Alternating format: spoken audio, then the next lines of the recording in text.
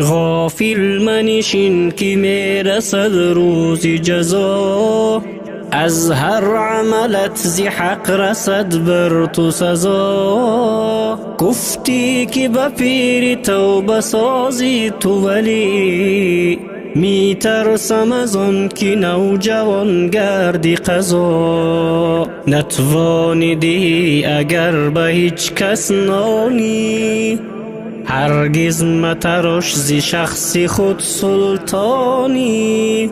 اندازه کرپت برون پای میار، نفع نبوت از این عمل چندانی.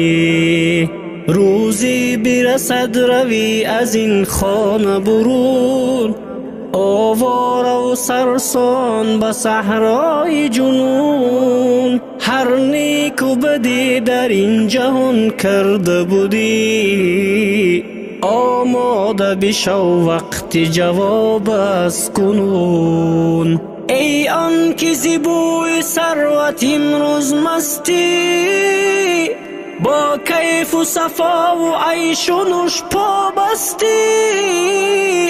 اندیشه نما که روزی بنده به شمار، فکری تو غلط که تا قیامت هستی. ای بنده که امروز چنان مشهوری، از فرض خدا سنتی رسول دوری. در قدرت اگر به اوج افلاک رسی، روزی برسد که عاقبت در گوری.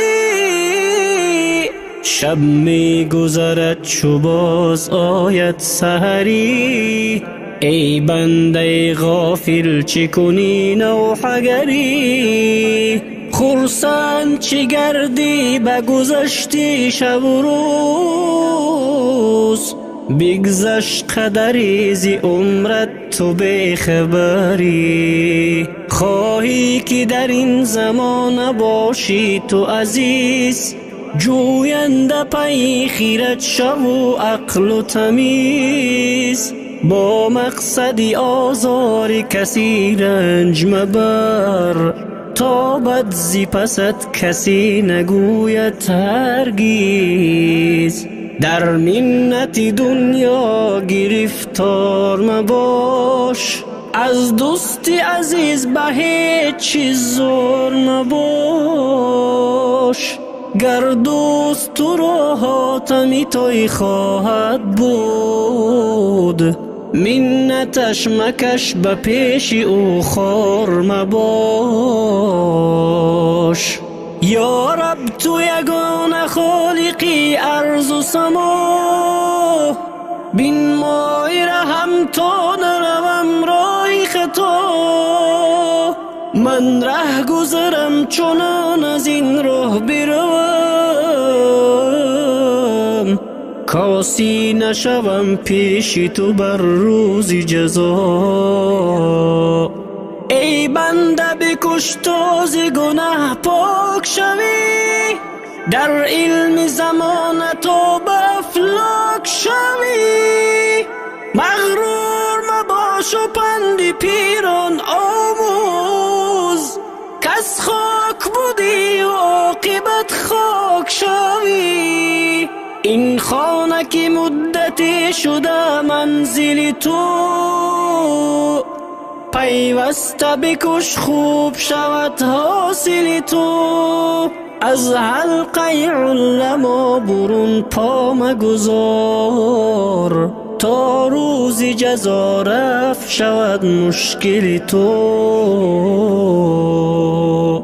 این دهر کسی که آمد باز خواهد رفت، بر کار زمانه بیش مکن گیر و درفت. اندیشه فردازی خیالت مبرار، زین کهنه نباد زود می باید رفت. شکرانه بکن چون ایمنانی داری، نه کشک و نه قصر آشیانی داری. من زیغم و منت کس را نکشی. ای بنده بدان چه خوش جهانی داری. ما را پس پرده قضا نیست خبر، آگاه نیستیم ذره از سیر قدر.